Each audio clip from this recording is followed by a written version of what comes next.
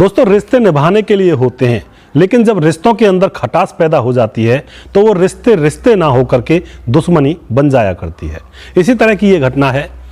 पति पत्नी शराब पी रहे थे एक साथ बैठकर और फिर उसके बाद संबंध बना रहे थे। फिर कुछ ऐसा घटता है कि पति और पत्नी दोनों की हो जाती है मौत। आखिर ऐसा क्या हुआ, इस घटना के पीछे की सच्चाई को जानने के लिए आप हमारी वीडियो को अंत तक जरूर देखिएगा। नमस्कार, मैं हूं सुदेश कुमार और तिरछी बात पलवल चैनल में आपका स्वागत है। दोस्तों, यह घटना है मध्य प्रदेश के बिसरा गांव की। मध्य प्रदेश के बिसरा गांव में एक दिव्या नाम की औरत रहा करती थी जिसकी उम्र थी 42 साल। 42 साल उसकी उम्र थी और उसकी आज से 22 साल पहले उसकी शादी हो जाती है और वह अपने पति के साथ खूब रहती है अच्छे से। लेकिन दोस्तों, उसके पति के साथ बनती नहीं है। तो 22 साल के बाद वह अपने पति से तलाक ले लेती है और फिर उसके बाद उसकी दूसरी शादी हो जाती है। दूसरी शादी जैसे होती है तो उसके पति, तो दूसरा जो पति होता है उसके साथ भी उसकी बनती नहीं है। फिर उससे भी उसको तलाक हो जाता है। फिर उसके बाद तीसरी शादी, चौथी शादी, इसी तरह से 6 शादियां उसकी हो जाती हैं। धीरे धीरे दोस्तों समय गुजरता है तो छठी शादी भी उसकी टूट जाती है। छठे पति से भी उसकी अनबन हो जाती है। तो आप यहाँ पे अंदाज़ा लगा सकते हैं कि हर एक पति से उसकी लड़ाई होती है। तो यहाँ पे क्या पतियों की गलती है या फिर उस पत्नी की गलती है, दिव्या की गलती है, इसका अंदाज़ा आप लगा सकते हैं। उसके बाद जब सभी पतियों से वह दूर हो जाती है तो वह अकेली रह जाती है। उसके जो बच्चे होते हैं, उन बच्चों को उनके पति ही अपने पास रख लेते हैं। दोस्तों, उसके बाद वह अकेली हो जाती है और अब वह एक अलग से कमरा लेकर वहाँ पर रहने लगती है। सारे 6 पतियों को छोड़ करके अब वह अकेली है। अब उसका खर्चा पानी भी चलना मुश्किल हो गया है, क्योंकि खर्चा पानी कहाँ से चले, ना तो कोई पति सहारा देने वाला है और अब वह फिलहाल अकेली है, ना ही कोई काम धंधा ऐसा कुछ करती है खास। उसके बाद क्या होता है दोस्तों, अब वह 7वें पति की तलाश में चल देती है। 7वें पति की तलाश करते करते उसकी मुलाकात एक लड़के से होती है जिसका नाम होता है बेलाराम।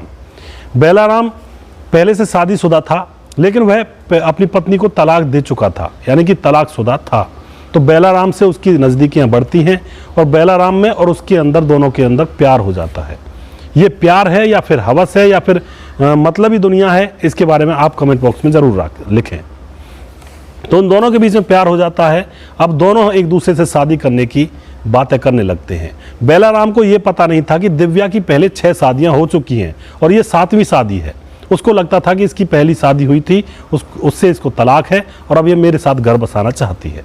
तो दोस्तों, वो दोनों प्लानिंग कर लेते हैं और मंदिर में जाकर वो शादी कर लेते हैं। अब वो एक दूसरे के पति पत्नी हैं, एक साथ रहते हैं। कुछ समय तक तो दिव्या उसके घर में सही रहती है, लेकिन जो कलेश था, जैसा कि आपको मालूम है 6 पतियों के साथ वह लड़ाई किया करती थी, इसी तरह से अब 7वें पति बेलाराम के साथ भी उसकी लड़ाई होने लगती है शादी के सिर्फ कुछ ही दिनों बाद। अब उन दोनों के बीच में लड़ाई झगड़े होने लगते हैं तो बेलाराम उससे परेशान हो जाता है। वह कहता है कि लड़ाई झगड़ों से परेशान होकर ही तो मैंने अपनी पहली पत्नी को छोड़ा था और अब ये भी ऐसी आ गई, अब इसका मैं क्या करूं। अब बेलाराम उससे छुटकारा पाना चाहता था, लेकिन उसकी पत्नी दिव्या उसे छोड़ना नहीं चाहती थी। दोनों के बीच में रोज रोज लड़ाइयाँ हुआ करती थी और फिर उसके बाद दोनों एक साथ रहते भी थे और बेलाराम उससे छुटकारा पाना चाहता था। इसी तरह से एक दिन बेलाराम शाम को शराब लेकर आता है और आकर कहता है अपनी पत्नी से कि शराब पियो, मैं भी शराब पीता हूँ, दोनों चैन के 2 पल, सुकून के 2 पल जिएंगे।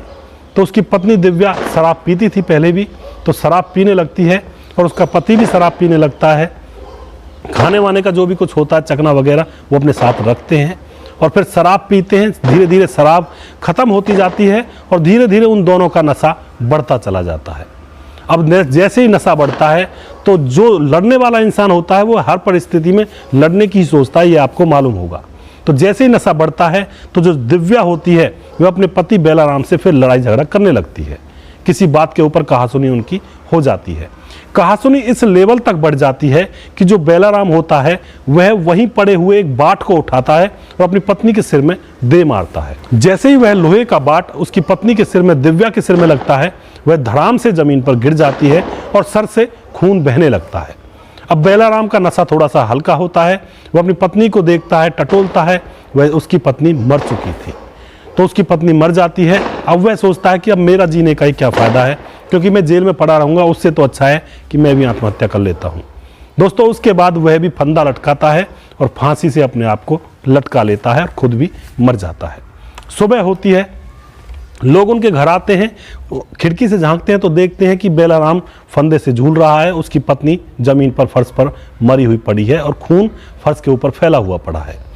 लोग पुलिस को बुलाते हैं, पुलिस आती है, दरवाज़ा खोलती है, उन डेड बॉडीज़ को नीचे उतारती है। दोस्तों, आस पड़ोस के लोगों ने बताया कि रात को इनका लड़ाई झगड़ा हो रहा था, लेकिन कुछ समय बाद इनका झगड़ा बंद हो जाता है। हमने सोचा कि अब शायद शांति है, आराम से रहेंगे।